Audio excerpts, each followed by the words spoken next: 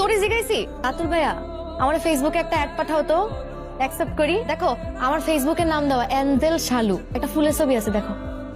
চালু তোর একটা খেজুরের এক গ্লাস পানি দে। ফিরতে তো দেরি করলা কেন চাচা? আর কইস না, একটু কাজে গেছিলাম, আসার সময় গাড়ি পাইতেছিলাম না, কেন দিই রমিজের বললাম। আসসালামু আলাইকুম। ওয়ালাইকুম আসসালাম। চাচা আমি রাতুল। একদম রমিজের মতো। এই শালু বাপেরে ফোন দিছিলি? ফোন দিছিলাম তো, উল্টা আরো রাগ করছে। কইছে মেহমান মানুষ আসছে, খাবে, 2 দিন পর চলে যাবে। এত উতলা আর কি আছে, আমার যখন ইচ্ছা তখন আসবো। ওই নিয়ে পারলাম না।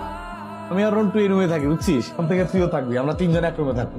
মা এতক্ষণে কল দিলি? সুযোগ পাইছি নাকি? কেমন লাগছে ওখানে? আছে। আছে মানে কি, একটু ডিটেইলে বল। ছোট চাচি জানি কেমন, কেমন জানি মানে? আসার সাথে সাথে আমাকে বলে আমি নাকি সম্পত্তির লোভে আসছি। ছোট চাচা যখন জানতে পারছে আমি আসছি, সে একটাবার আসেও নাই দেখা করতে। বাকিরা তো ভালো, কোন রকম ঝামেলা করিস না, মাত্র 2 দিনের ব্যাপার বাবা। এখানে টিকবো কেমনে মা? না টিকার কি আছে, আবার কি সমস্যা হলো তো? অনেক সমস্যা। চাইলাম বাথরুম, বলে বাথরুম নাই, আছে লেট্রিন। এই কমোড নাই। চাইলাম হ্যান্ড শাওয়ার, ধরাই দিল বদনা। আর এই যে দেখো এই রুম দেখতে পাও, এই রুমে নাকি 3 জন থাকতে হবে। ভালো তো। কি ভালো মা, কোনো প্রাইভেসি নাই, 3 জন এক রুমে থাকবো। আমরা যখন গ্রামে থাকতাম সবাই একসাথে এভাবে থাকতাম, এটা নিয়ে কমপ্লেন করিস না রাতুল।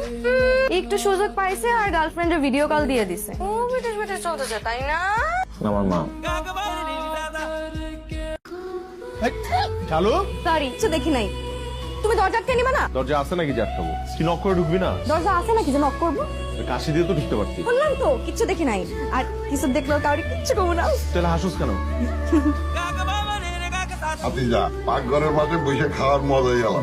নাইদা রফিক কই?